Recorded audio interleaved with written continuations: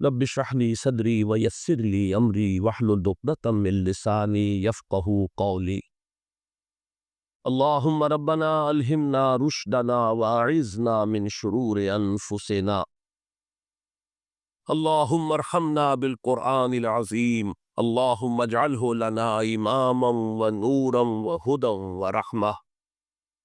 اللهم ذكرنا منه ما نسينا وعلمنا منه ما جهلنا وارزقنا تلاوته آناء الليل وآناء النهار واجعله لنا حجة یا رب العالمین آمین۔ تو یہ جو ہے معاشی ہجرت اور دنیا کی اور آسائشوں کے لیے ہجرت، وہ تو دنیا میں ہوتی رہتی ہے۔ اصل ہجرت وہ کہ جو دین کے لیے ہو، تو اس کا اشارہ کر دیا گیا۔ یہ ہجرت حبشہ سن 5 میں واقع ہو گئی، سن 5 نبوی۔ یا عبادی الذین آمنوا ان ارضی واسعۃ فایایا فاعبدون کل نفس ذائقۃ الموت ثم الینا ترجعون۔ ہر ذی نفس کو موت کا مزہ چکھنا، کہ وہی ایمان بالآخرہ۔ دنیا عارضی ہے، فانی ہے۔ یہاں کا بڑے سے بڑا نقصان بھی بہت ہی عارضی اور فانی، یہاں کا بڑے سے بڑا نفع بھی بہت ہی عارضی۔ جو سورہ تغابن میں ہم نے پڑھا تھا کہ ذالک یوم تغابن، ہار اور جیت کے فیصلے کا دن تو وہ ہے یوم القیامہ۔ نفع اور نقصان کے فیصلے کا دن تو وہ ہے، کون گھاٹے میں رہا کون نفع میں رہا، وہ تو اس روز ہے۔ والذین آمنوا وعملوا الصالحات، اور وہ لوگ جو ایمان لائیں اور نیک عمل کریں۔ یہ میں پہلے تفصیل سے بیان کر چکا ہوں کہ عمل الصالحات سے مراد کیا ہے۔ ہمارا بدقسمتی سے ایک تصور بن گیا، عمل صالح کا جذبات آئے گا نماز روزہ، یہ چند چیزیں آئیں گی، بس اس سے آگے کچھ۔ حالانکہ آپ غور کریں، یہ سن 5 میں اگر یہ آیات نازل ہو رہی ہیں، ابھی روزے کا تو حکم تھا ہی نہیں، زکوٰۃ کا حکم بھی جابر مدینے میں آئے گا، شراب حرام نہیں ہے، کوئی شریعت کے احکام نہیں آئے، نماز ہے، نماز کا 5 وقتہ نظام چاہے نہ ہوا ہو، لیکن نماز، قیام اللیل تھا، رات کا کھڑا رہنا تھا، لیکن یا 2 وقت کی نماز تھی، جو بھی تھی، 5 وقتہ نماز کا حکم آیا سن 11 نبوی میں، ہجرت سے کوئی 1-1.5 سال قبل، جبکہ حضور کو معراج ہوئی اور معراج میں وہ 5 وقتہ نماز کا آپ، لیکن اس سے پہلے وہ بھی نہیں۔ تو معلوم یہ ہوا کہ عمل صالح سے مراد ہے ایمان کے عملی تقاضے، جو جس وقت تقاضا ہے، اور جبکہ ایمان کا تقاضا ہے کہ اللہ کے دین کے لیے گردن کٹوائی جائے، تو وہ ہوگا عمل صالح کی تفسیر۔ اب یہاں ایمان کا تقاضا کیا تھا؟ اس ایمان کی دعوت کو عام کرنا، پھیلانا۔ مکے میں جو ایمان لاتا تھا وہ کیا کرتا تھا؟ اب بتائیے، جو قرآن نازل ہو رہا یاد کر دوسروں تک پہنچا رہے۔ ابو بکر حضور پر ایمان لائے اور مبلغ بن گئے۔ عشرہ مبشرہ میں سے 6 اصحاب وہ ہے جو حضرت ابو بکر کی دعوت و تبلیغ سے ایمان لائے۔ یہ ہے اصل شے، دین کی دعوت اور دین کی اقامت کی جد و جہد، یہ عمل صالح کی اہم ترین تفسیر ہے۔ لیکن بدقسمتی سے جو تصور ہمارا بن چکا ہے، اس میں جہاں ایمان کے بعد عمل صالح آئے گا، ہمارے ذہن میں ایک خاص نقشہ بنا ہوا ہے، اسی نقشے کو ہم اپنے ذہن میں ری کر کے آگے نکل جائیں۔ اس لیے میں نے یہ مان کرنا 2 مرتبہ وہاں آیا تھا پہلے رکوع میں، والذین آمنوا وعملوا الصالحات لنکفرن عنہم سیئاتہم ولنجزینہم احسن الذی کانوا یعملون والذین آمنوا وعملوا الصالحات لندخلنہم فی الصالحین۔ یہ 2 مرتبہ ایک رکوع میں وہاں آیا تھا، یہاں بھی آ گیا، والذین آمنوا وعملوا الصالحات لنبوئنہم من الجنۃ غرفا۔ ہم لازماً انہیں ٹھکانہ دیں گے، انہیں جگہ دیں گے، انہیں آباد کریں گے جنت کے بالا خانوں میں، تجری من تحتہا الانہار، جن کے دامن میں ندیاں بہتی ہوں گی، اجر خالدین فیہا، وہ اس میں رہیں گے ہمیشہ ہمیش، نعم اجر العاملین، بہت ہی عمدہ ہوگا عمل کرنے والوں کا اجر، بہت ہی اعلیٰ اجر و ثواب ہے جو ملے گا عمل کرنے۔ اب یہ پھر وہی بات آ گئی، ایمان بالآخرہ، آخرت کا یقین، جنت کا یقین۔ اگر یہ ہے تو بڑی سے بڑی قربانی ہلکی نظر آئے، جان دے دینے کے بارے میں واقعتاً تو بات صحیح ہوگی کہ جان دی ہوئی اسی کی تھی، حق تو یہ ہے کہ حق ادا ہو، بجائے اس کے کہ آدمی اپنا کوئی کمال سمجھے، یہ سمجھے کہ یہ جان تو اس نے دی تھی، اور اس نے جو کچھ دیا ہے اس جان پر مزید جو نعمتیں کی، ان کا حق ہم نے کون سا ادا کیا؟ جان دے کر تو صرف ایک جان ہی کا حق ادا ہوا، اس نے اور جو ہمیں صلاحیتیں عطا فرمائی، جو ذہن عطا فرمائی، جو قوت گویائی عطا فرمائی، یہ ساری چیزیں جو دی گئی ہے، ان کا بھی تو حساب ہوگا کہ نہیں ہوگا؟ تو جان دینا تو صرف اللہ کی عطیہ ہے، جان کا بدلہ تو ہو سکتا ہے، باقی نعمتوں کا حق کہاں ادا ہوگا؟ وہ تو ابھی ہمیں سوچنا پڑے گا کہ ہم نے کیا کیا، اس زبان کو کس مطلب میں استعمال کیا ہے، ذہانت کس کام میں لگائی ہے، اپنی اگر طلاقت لسانی اللہ نے عطا فرمائی تو کس کام میں لگائی؟ اگر اللہ تعالیٰ نے کوئی کام کرنے کی صلاحیت دی، قوت دی، وہ کس کام میں گوائی؟ جیسا کہ وہ حدیث میں آتا ہے، لن تدولا قدم ابن آدم، ابن آدم کے قدم ہل نہ سکیں گے اللہ کے بارگاہ سے جو کہ وہ کھڑا ہوگا عدالت اخروی میں، حتی یسأل عن خمس، یہاں تک کہ 5 چیزوں کا اس سے حساب لے لیا جائے۔ عن عمرہ فیما اپنا، یہ جو ہم نے عمر دی 80 برس 70 برس کہاں پناہ کی، وعن شباب ہی فیما ابلا، خاص طور پر شباب، جوانی کا دور، امنگوں کا دور، ولولوں کا دور، توانائیوں کا دور، جبکہ اس کے جوش مار رہا ہوتا ہے اندر قوت کا خزانہ، یہ وقت کہاں گلایا؟ وعن مالہ من ایل اکتسبہ فیما انفقہ، حساب کا دو، مال کا پائی پائی کا کہ کہاں سے کمایا تھا، حرام سے کہ حلال سے، اور کہاں خرچ کیا، ادائے حقوق میں، انفاق فی سبیل اللہ میں، یا عیاشیوں میں اور کل چھروں میں اور علل و تللوں میں، اور اپنی دولت کی نمود و نمائش میں۔ اور آخری 5واں سوال کیا ہوگا؟ وَأَمَّا عَمِلَ فِيمَا عَلِمَ، جو علم حاصل ہوا اس میں عمل کتنا کیا؟ علم تو اتنا حاصل کر لیا کہ دماغ جو ہے وہ بڑی لائبریری بن گیا، لیکن عمل کچھ بھی نہیں۔ معلوم ہوا کہ یہ علم وبال بن جائے، یہ علم ہمارے خلاف حجت بنے گا، تمہیں یہ بھی معلوم تھا، تمہیں معلوم تھا، یہ بھی معلوم تھا، اور پھر تم وہی کے وہی رہے، زمین جمت نہ جمت گل۔ معلوم ہوا کہ یہ اس شخص کے مقابلے میں دوہرا مجرم ہے، تہرا مجرم ہے، کسے معلوم نہیں تھا، جسے یہ معلوم نہ ہو کہ اقامت دین فرض ہے، وہ اگر اس جد و جہد میں مبتلا نہیں ہے تو کوئی عذر کر سکے گا پیش کہ اللہ مجھے بتائے، مجھے نماز فرض بتائی تھی وہ میں پڑھتا رہا، مجھے روزہ بتایا گیا فرض ہے وہ میں رکھتا، یہ اقامت دین کی جد و جہد فرض ہے، یہ کسی نے بتائی؟ لیکن جسے معلوم ہو گیا، جس کے دل نے گواہی دے دی، جس کو اتباع صدر حاصل ہو گیا کہ اقامت دین کی جد و جہد فرض ہے، اب اگر وہ اس میں مبتلا نہیں ہوتا، وہ اس کے مقابلے میں دوہرا تیرا مجرم ہو جائے گا اللہ کے۔ تو نوٹ کیجئے، یہ ہے وہ دن، نعم اجر العاملین، جنہوں نے یہاں محنتیں کی۔ اب عامل کے لفظ کو سمجھ لیجئے، فعل اور عمل میں یہ فرق ہے، یہ میں نے اپنا جو کتاب کا ابتدائی ہے سورۃ العصر پر، اس میں بھی بحث کی ہے۔ فعل کسی بھی کام کو کہہ دیں گے جو مجھ سے ہو رہا ہے، چاہے ارادی ہو رہا ہے یا غیر ارادی ہو رہا ہے، چاہے اس میں کوئی مشقت آئی یا نہیں آئی، لیکن عمل کا لفظ آتا ہے ارادی محنت جس میں مشقت بھی آئے، جس میں انسان پر تکان طاری ہو جائے۔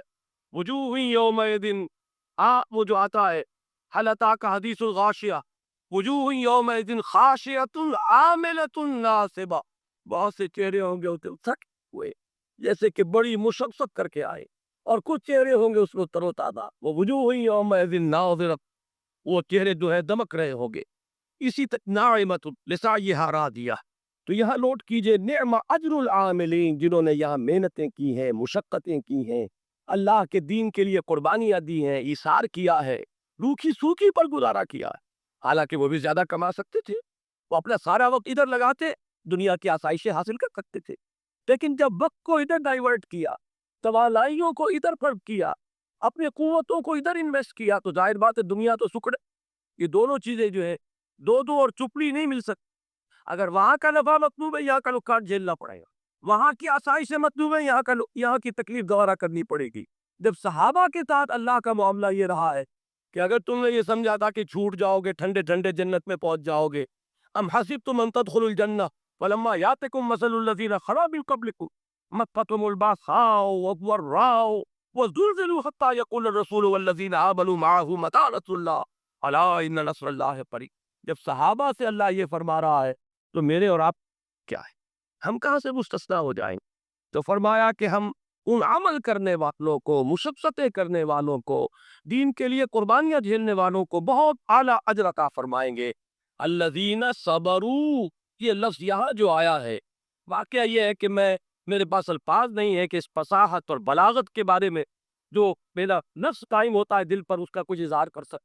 اس صبر کے لفظ میں سب کو سمیٹ لیا۔ یہ صبر ہے بندہ مومن کو جو کرنا پڑتا ہے۔ دنیا کی لذتیں ودن ریچ نظر آ رہی ہوں، ذرا محنت کروں تو یہ میں حاصل کر سکتا ہوں، صبر کرتا ہے کہ نہیں، مجھے اپنی محنت اور توانائی ادھر لگا رہی، ادھر سے مصیبت آ رہی ہے، نظر آ رہی ہے، بچنے کے لیے بھی نظر آ رہا ہے راستہ۔ ایک کلمہ کفر اگر کہہ دیتے، حضرت یاسر اور حضرت سمیہ رضی اللہ تعالیٰ عنہما جان بچ جاتی، لیکن نہیں، انہوں نے صبر کیا، جھیلا، جان دے دیے، کلمہ کفر زبان سے نکالنا گوارا نہیں کیا۔ حالانکہ یہ جان دیجئے دین میں حرام نہیں ہے، جان بچانے کے لیے کلمہ کفر کہہ دینا حرام نہیں، اس کے قرآن مجید میں ساتھ کے ساتھ اجازت کہ دل میں اگر کفر کا اثر نہ آئے تو زبان سے کلمہ کفر کہہ کر جان بچا لی جائے تو اس کی اجازت ہے، لیکن یہ رخصت کہلائے گی، عزیمت نہیں کہلائے گی۔ عزیمت یہ کہلائے گی کہ گردن کٹ جائے، لیکن زبان سے کوئی کلمہ جو ہے حق کے خلاف نہیں نکالتا۔ اب یہ چیزیں جو ہے یہ سب صبر علی الطاعہ، صبر علی المعصیہ، صبر علی المصیبہ، یہ سارے کے سارے جو ہے یہ سب ہے۔ صبح کا وقت ہے، نیند آ رہی ہے، ٹھنڈی ہوا چل رہی ہے، نماز کا وقت ہے، ادھر سے اللہ کی پکار ہے، ادھر سے نفس جو ہے استراحت کا تعلق۔ اگر وہ صبر کا مادہ نہیں تو کہتے سردی کا موسم ہے، معلوم ہے کہ پانی بھی گرم کا کوئی اہتمام نہیں، لیکن یہ صبر نہیں ہے تو کیسے کا وضو کرنے کے لیے نماز پڑھ لیں۔ اسی طرح کوئی شخص رشوت پیش کر رہا ہے، کوئی اور انلیگل گریٹیفیکیشن، کوئی نظر آ رہا ہے کہ ہاتھ پڑھ رہا ہے لے رہا ہے اس وقت، اور اس وقت جو ہے شیطان کیا کچھ نہیں پٹی پڑھاتا، میاں سب کے سب کرتے ہیں، پاگل ہو گئے، تمہارا دماغ خراب ہو گیا ہے، فلاں حاجی صاحب یہ کام نہیں، اور فلاں صاحب جو ہے وہ یہ نہیں کرتے، اور تمہارے اوپر سارا جو تقویٰ کا ہے تو آگے آئے، اور یہ بیوی کی یہ فرمائش اتنے عرصے سے رکی پڑی ہے، اور بچوں کا داخلے کی فیس جو ہے وہ نہیں ہے۔ اس وقت نفس اپنا پورا زور لگاتا ہے، شیطان پورا زور لگاتا ہے۔ اس وقت بندہ مومن کو روکنے والی چیز یہی صبر، صبر عن المعصیہ، صبر علی الاطاعہ، اطاعت پر صبر کرنا، معصیت پہ صبر کرنا، امتحان پر صبر کرنا، ثابت قدم رہنا، ڈٹے رہنا، گردن کٹ جائے لیکن قدم پیچھے نہ ہٹے، یہ سب صبر ہے۔ تو یہاں دیکھیے اس پورے کردار کو ایک لفظ میں سمو دیا، الذین صبروا، وہ لوگ کہ جنہوں نے صبر کی روش اختیار کی، وعلی ربہ یتوکل، اور جو اپنے رب پر توکل کرتے، سارا بھروسہ، سارا تکیہ، سارا دار و مدار رکھتا۔ اس میں وہ بھی ہے، اس صبر کا دیکھیے غور کیجئے گا کہ ایک بے صبری یہ بھی ہوتی ہے کہ جلدی سے کچھ ہو جائے، نتیجہ نکلنا چاہیے، اگر سیدھی انگلیوں سے گھی نہیں نکل رہا تو ٹیڑھی انگلیوں سے نکال، یہ بھی بے صبری۔ صبر کرو اور سہج اور صحیح طریقے پر دعوت کے کام کو آگے بڑھاؤ۔ کہیں صرف یہ آدمی جو ہے کسی طرح یہ راضی ہو جائے تو چلو کچھ لے دے کر معاملہ کر لو، کچھ تھوڑی سی کمپرومائز کا ایٹیچیوڈ اختیار کر لو، یہ کوئی نہ مانے تمہیں حق کہنا اور حق ہی کہنا، اس میں باطل کی کوئی آمیزش نہیں آنے دے رہی۔ کیوں کہا گیا حضور سے یہ لن ترضی عنک الیہود ولا النصارى حتی تتبع ملتہم، اے نبی یہ یہودی اور یہ نصارہ یہ آپ سے ہرگز راضی نہیں ہوں گے یہاں تک کہ آپ خود ان کی پیروی کریں، یہ تو چاہیں گے کہ آپ ان کے پیچھے لگے تو آپ سے راضی ہو گئے، تو آپ تو جو بھی بات آپ حق جو آپ پر نازل کیا گیا اس کو کہتے رہیے، ڈنکے کی چوٹ اسی کا علاج تھی۔ کل انشاءاللہ تعالیٰ اس موضوع پر بھی تفصیل سے گفتگو ہوگی۔ اب یہ آیت آ رہی ہے، بس 2 آیتیں رہ گئی ہیں، گھبرائیے نہیں، جلدی ہم ختم کرتے ہیں۔ اقامت دین کی جد و جہد میں جو لوگ لگے ہوئے ہو ان کے لیے ظاہر بات ہے قطبی نفس کے اندر سے بھی یہ بات سامنے آتی ہے، اور لوگ بھی اسے اس طرح متوجہ کرتے ہو، میاں کیا کھاؤ گے، کیا پیو گے، یہ ساری ضرورتیں زندگی کی ہے، اس کا کوئی انتظام، کوئی اہتمام، آخر کچھ نہ کچھ برے وقت کے لیے پس انداز ہونا چاہیے، شروع یہ ساری چیزیں انسان کے اپنے اندر سے بھی ابھرتی ہیں، اور کچھ لوگ بھی ہوتے ہیں بڑے ناتحانہ انداز میں، بڑے مشفقانہ انداز میں، اور بڑے ہی بزرگانہ انداز میں جو یہ سارا یہ پٹی پڑھاتے ہیں۔ اب یہ ہے جس کا علاج دیا جا رہا اس آیت، کَأَيٍّ مِّن دَابَّةٍ لَا تَحْمِلُ رِزْقَهَا اللہ يَرْزُقُهَا وَإِيَّاكُمْ، اور کتنے ہی ہے چوپائے اس زمین میں کہ جو اپنا رزق اٹھائے نہیں پھرتے، اللہ ہی ان کو رزق پہنچاتا ہے، وہی تمہیں بھی رزق پہنچاتا ہے۔ یہ یقین ہے اللہ کی رزاقیت پر، اس کا تعلق ہے سابق آیت کے لفظ توکل سے، وہ اللہ جس نے مجھے پیدا کیا، وہ اللہ کہ میں نے اپنے آپ کو اسی کے دین کی خدمت میں لگا دیا ہے، کیا وہ مجھے بالکل چھوٹ تھا؟ کیا وہ میری مدد نہیں کرتا؟ کیا وہ مجھے رزق نہیں پہنچائے؟ وہ پتھروں کے اندر کیڑے ہیں انہیں رزق پہنچا رہا، تم پہنچائے؟ سوچو تو صحیح، کتنا سوء ظن ہے، اتنا اللہ تعالیٰ کے بارے میں اللہ سے بے اعتمادی ہے تمہارے اندر۔ بالکل یہی الفاظ ہیں حضرت مسیح علیہ السلام کے سرمن آف دی ماؤنٹ میں، وہ جو پہاڑی کا واعظ جس کے بارے میں بارہا میں نے کہا ہے آپ سے کہ اس سے اونچا، اس سے زیادہ مؤثر واعظ میری نظر سے آج تک نہیں گزرا۔ متی کی انجیل میں مشورہ دوں گا کہ جب بھی اگر موقع ملے متی کی انجیل میں وہ پہاڑی کا واعظ ضرور پڑھی، اس میں الفاظ یہ ہیں، کیوں فکر کرتے ہو کہ کیا کھاؤ گے؟ جنگل کی چڑیوں کو نہیں دیکھ، نہ وہ ہل چلاتی ہیں، نہ بیج بوتی ہیں، نہ فصل کاٹتی ہیں، پھر بھی میں تم سے کہتا ہوں کہ وہ صبح خالی پیٹ نکلتی ہیں اور شام کو آسودہ ہو کر لوٹ کر آتی ہیں۔ تو وہ خدا جو جنگل کی چڑیوں کو رزق پہنچا رہا ہے، کیا وہ تمہیں نہ پہنچائے گا؟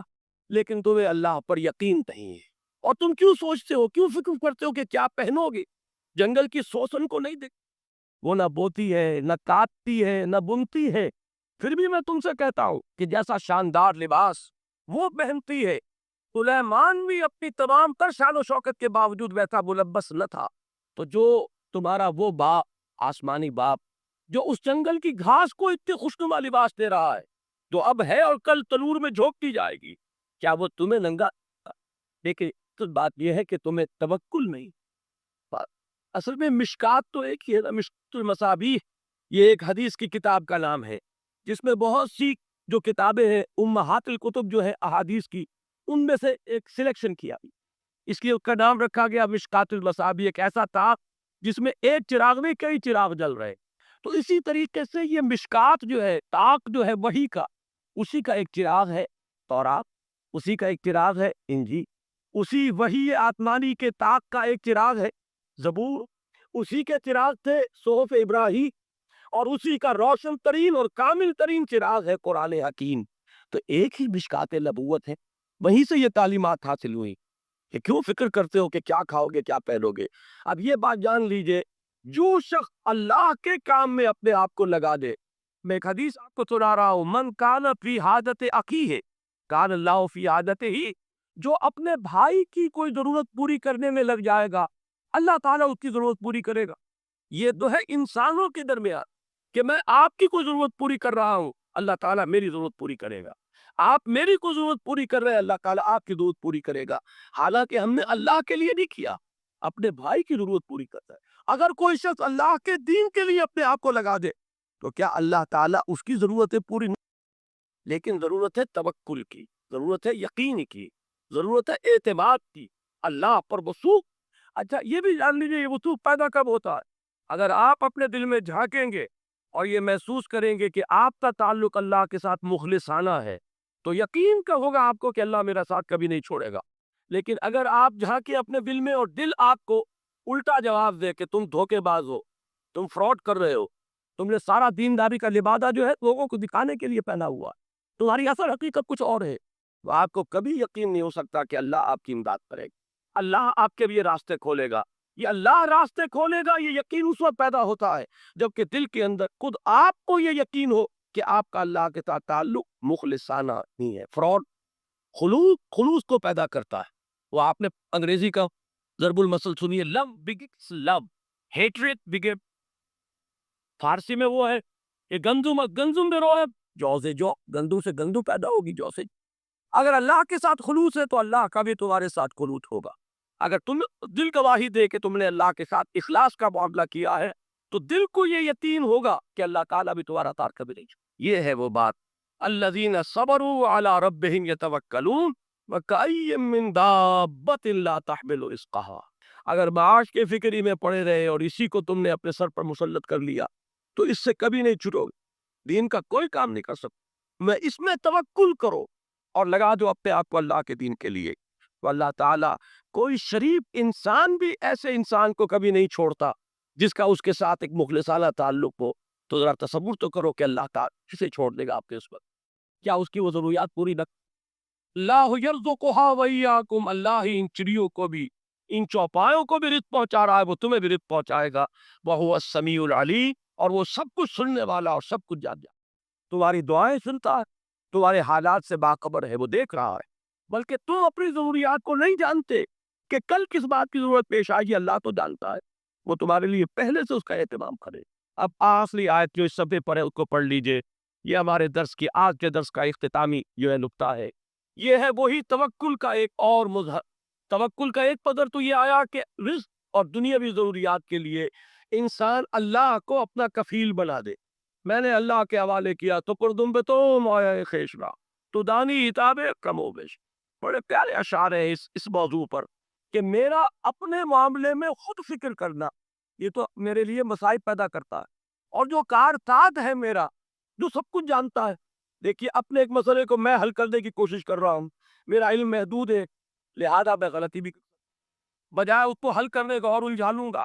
اگر اللہ کے حوالے کر دوں، تفویض الامر الی اللہ، افوض امری الی اللہ ان اللہ بصیر بالعباد، اللہ کا علم کو ناقص نہیں، اللہ اپنے علم کامل سے اور قدرت کاملہ سے میرے کام کو بنائے گا، تو کام کے بننے کا زیادہ امکان اس شکل میں یا اس میں؟ یہ ہے وہ مفہوم جو شعر کا ہے، کار ساز ماں بے فکر کار ماں، فکر ماں در کار ماں دار ماں۔ جب میں اپنے کاموں میں خود اپنے آپ کو متفکر کر لیتا ہوں تو اپنے لیے آزار پیدا کر لیتا ہوں، مصیبت پیدا کر لیتا ہوں، طرح طرح کی ٹھوکریں، طرح طرح کے غلط اقدامات۔ تو فکر ماں در کار ماں آزار، کار ساز بے فکر کار، اب میرا کار ساز اگر وہ میرے کام کی فکر میں ہے تو اب اس سے زیادہ میرے لیے اطمینان کی بات کیا؟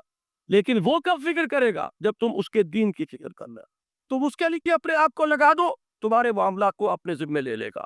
تو اللہ تعالیٰ جس کا کفیل بن جائے، اب اس کے لیے کوئی چنتا، کوئی فکر، کوئی پریشانی ہو، ایک مظہر تو یہ ہے توکل کا، اور آخری مظہر یہ اللہ کی مدد کا اتنا پختہ وعدہ یہاں آ رہا ہے، والذین جاہدوا فینا لنہدینہم سبلنا۔ یہ میں پہلے بیان کر چکا ہوں سورہ عنکبوت کے پہلے رکوع کے درس میں۔ عربی زبان میں کسی چیز کی تاکید کے لیے اس سے زیادہ اسلوب کوئی نہیں۔ فعل مضارع پر شروع میں لام مفتوح، آخر میں نون مشدد، اور اس سورہ مبارکہ کا آپ نے نوٹ کیا ہوگا یہ اسلوب بار بار آیا ہے۔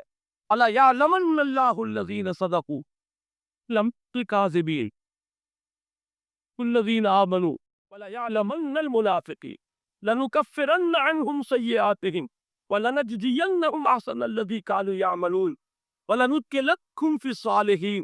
یہ اتنی مرتبہ تو وہاں آیا تھا، آج کے درس میں بھی آیا تھا، لنبوئنہم من الجنۃ غرفا، ہم لازماً انہیں جگہ دیں گے جنت کے بالا خانوں میں۔ اور اب آخر میں پھر وہی اسلوب آ رہا ہے، والذین جاہدوا فینا، وہ لوگ جو ہماری راہ میں جہاد کریں، محنتیں کریں، کوشش کریں ہمارے دین کی اشاعت، ہمارے دین کے غلبے کے لیے۔ دو چیزیں ہیں، ایک ہے دین کی اشاعت پھیلانا، ایک ہے دین کو بڑا کرنا، قائم کرنا، نافذ کرنا، غالب کرنا، اس کا بول بالا کرنا۔ اس پر میری تفصیلی تقریر ہو۔ تہجد اصل میں جسے کہتے ہیں وہ نہیں ہے کہ جو عام طور پر لوگ فجر سے کچھ دیر پہلے جاگ گئے اذان سے اور جلدی سے 8 نفل پڑھ لیے، یہ تہجد نہیں ہے۔ یہ تو فجر کا ضمیمہ بنا لیا، ہاں نوافل ہے، عبادت ہے، اس کے بھی جو اس کے برکات ہیں وہ ظاہر ہوں گی، جو اس کا ثواب اور اجر اللہ دے گا۔ لیکن اصل میں جسے تہجد کہا جاتا ہے وہ رات کو سو کر پھر اٹھنا، نیند کو توڑ کر، اور پھر سو جانا اور پھر اٹھنا فجر، جوف کہتے ہیں پیٹ کو کسی شے کے، ذوف اللیل، رات کے بطن میں، رات کے درمیان میں، یعنی نصف رات گزر جائے اس وقت سے انسان جو ہے وہ نماز پڑھے، اور پھر سلس رہ جائے تو پھر جاتے، پھر سو جائے، اور پھر اس کے بعد اٹھے فجر کے لیے اور سنتیں پڑھے اور آئے مسجد کے اندر۔ تو یہاں آپ نے فرمایا وَصَلَاةُ الرَّجُلِ فِي جَوْفِ اللَّيْلِ، اور اپنے اس قول کے لیے حضور نے آیتیں تلاوت فرمائی، وہی دو آیتیں۔ یہاں یہ سورہ سجدہ کی آیت نمبر 16 اور 17 ہے، تَتَجَافَىٰ جُنُوبُهُمْ عَنِ الْمَضَاجِعِ۔ اللہ تعالیٰ اپنے خاص محبوب بندوں کی یہ صفات بیان کر رہا ہے کہ ان کے پہلو اپنے بستروں سے علیحدہ رہتے ہیں، رات کے وقت جاگتے ہیں، بستر پر لیٹیں گے تو سو جائیں گے۔ تَتَجَافَىٰ جُنُوبُهُمْ عَنِ الْمَضَاجِعِ يَدْعُونَ رَبَّهُمْ خَوْفًا وَطَمَعًا۔ وہ اس وقت اپنے رب کو پکارتے ہیں، دعائیں کرتے ہیں، خوف کے ساتھ بھی، اس کے مواخذے کا خوف، اس کے عذاب کا خوف، اس کے باز پرس کا خوف، اس کی ناراضی کا خوف، جہنم کا خوف، وطمعًا، اور طمع کس کی؟ اللہ راضی ہے، اللہ کے اجر و ثواب کی بھی طمع ہو، لیکن سب سے بڑی طمع کیا ہے؟ اللہ مجھ سے راضی ہے، اس لیے سب سے اونچا مقام یہی ہے، رضی اللہ عنہم ورضوا عنہ، اللہ ان سے راضی ہو گیا، ہوا اس اللہ سے راضی ہو گئے۔ یہ باہمی رضا ہے، بندہ اپنے رب سے راضی رہے، وہ ہے کہ تسلیم و رضا جو بھی دنیا میں آ رہا ہے اس پر شکوہ، اللہ کا شکوہ زبان پر جو بھی آ رہا ہے یہ میرے رب کی طرف سے، وہ میرا مولا ہے، آقا ہے، دوست ہے، میرا خیر خواہ ہے، اسے معلوم ہے کہ اس شر کے پیچھے کون سا خیر آ رہا ہے، مجھے کیا پتا، وہی تو شر نظر آ رہا ہے، خیر تو نظر نہیں آ رہا۔ اس لیے فرمایا گیا کہ ہو سکتا ہے عسیٰ ان تکرہوا شیئا وہو خیر لکم وعسیٰ ان تحبوا شیئا وہو شر لکم واللہ یعلم وانتم لا تعلمون۔ ہو سکتا ہے تمہیں کوئی چیز بری لگے حالانکہ اسی میں تمہارا خیر ہو، این ممکن ہے تمہیں کوئی چیز اچھی لگتی ہو حالانکہ اس میں تمہارے لیے شر ہے۔ اللہ جانتا ہے تم اس کیفیت کے اندر دنیا کی زندگی گزارے، اللہ تعالیٰ آخرت میں اسے راضی کرتے، اللہ اس سے راضی ہو جائے۔ اس قرآن کو اچھی سے اچھی خوشحالی کے ساتھ پڑھو، من لم یتغن بالقرآن فلیس منا، جو قرآن کو بہتر سے بہتر انداز میں، اچھی سے اچھی آواز میں، خوشحالی کے ساتھ پڑھنے کی کوشش نہیں کرتا وہ ہم میں سے نہیں۔ بلکہ ایک مرتبہ حضور رات کے وقت آپ گشت پر تھے، اپنے ساتھیوں کے حالات معلوم کرنے کے لیے۔ حضرت ابو موسیٰ اشعری رضی اللہ تعالیٰ عنہ ایک صحابی ہے، ان کے گھر کے پاس سے گزر ہوا، وہ رات کو تہجد پڑھ رہے تھے، کھڑے ہوئے کیف کے عالم میں قرآن تلاوت کر رہے ہیں۔ حضور کو بہت پسند آئی ان کی قرات، کافی دیر تک وہاں کھڑے سنتے رہے۔ اب انہیں کیا پتا کون سن رہا ہے، بالکل اسی طرح سمجھ لیجئے ایک بات یاد آئی ہے، حضور فرماتے ہیں کہ جس طرح کان لگا کر اللہ قرآن کو سنتا ہے، کسی چیز کو نہیں سنتا۔ ہمیں نظر نہیں آتا نا، ہمیں معلوم نہیں، ہم قرآن پڑھ رہے ہیں تو سننے والا کون ہے؟ سب سے زیادہ کان لگا کر خود اللہ۔ یہاں اس لیے مجھے یاد آیا کہ ابو موسیٰ اشعری کو کیا پتا تھا کہ کون سن رہا ہے؟ وہ اپنی کیفیت میں نماز میں تہجد میں قرآن کی تلاوت کر رہے تھے، اور ظاہر بات ہے ان کے گھر ایکڑوں میں بنے ہوئے نہیں تھے، ایک ایک کمرہ، ایک ایک کوئی حجرا، ایسے ہی تو گھر تھے نا صحابہ کے۔ لہٰذا حضور پاس سے گزرے، آواز آئی، کافی دیر سنتے رہے۔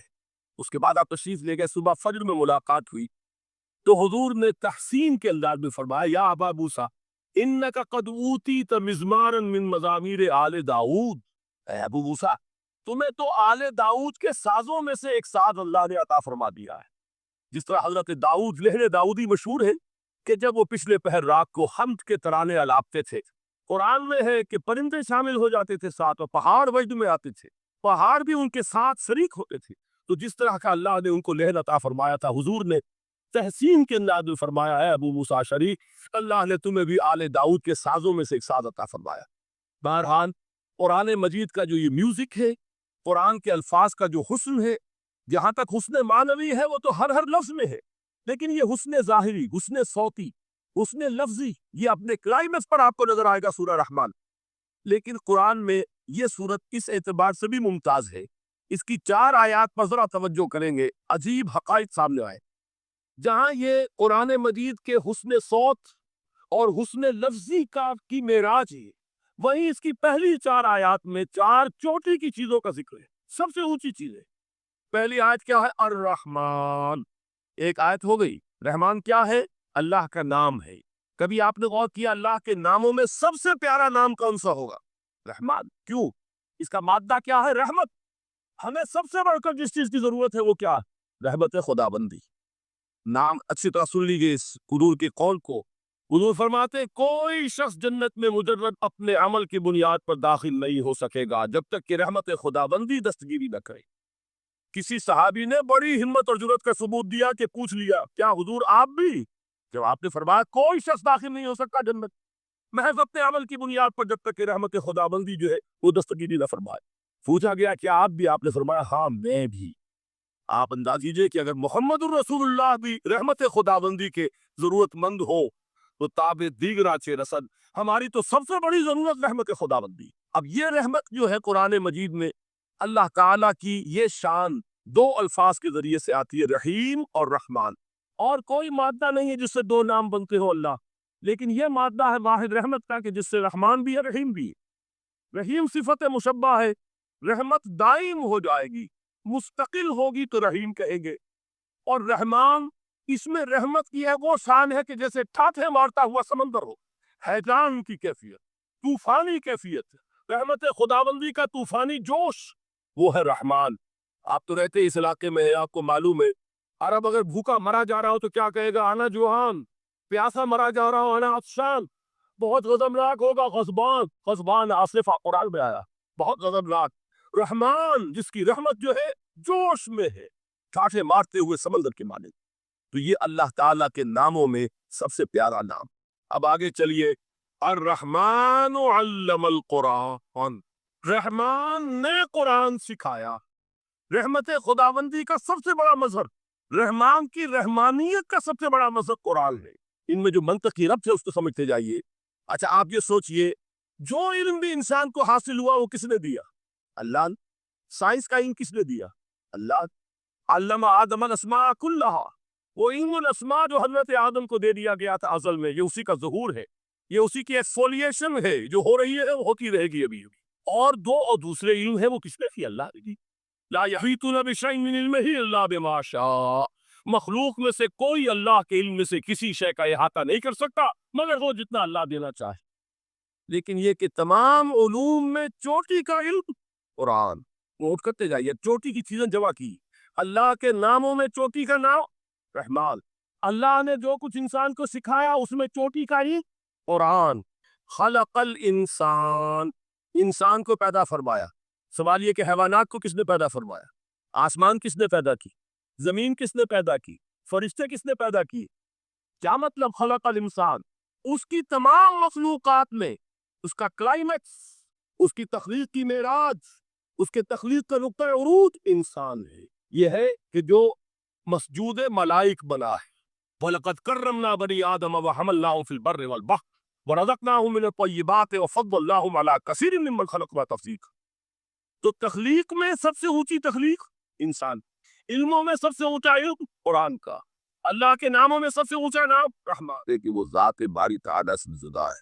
یہ بھی نہیں کہہ سکتے کہ اس کی ذات کا نزل لا یعنی فقط کچھ اسی طرح کا تعلق ہے قرآن مجید کا ذات باری تعالیٰ کے ساتھ۔ لیکن یہ مسئلہ قرآن مجید میں خود بیان ہوا، اور سورہ حشر کی آیت میں تو یہ فرمایا گیا، اللہ تعالیٰ نے اپنے اس کلام کی عظمت کو یوں بیان کی، وہ عظمت کما ہیا جیسے کہ وہ فی الواقع ہے، اور جس کا کہ گویا کہ پورا ادراک ہمارے لیے اپنی بہت سی محدودیتوں کی وجہ سے ممکن نہیں، لیکن ایک تمثیل کے پیرائے میں سمجھایا، لو انزلنا هذا القرآن على جبل لرأيته خاشعا متصدعا من خشية الله وتلك الامثال نضربها للناس لعلهم يتفكرون۔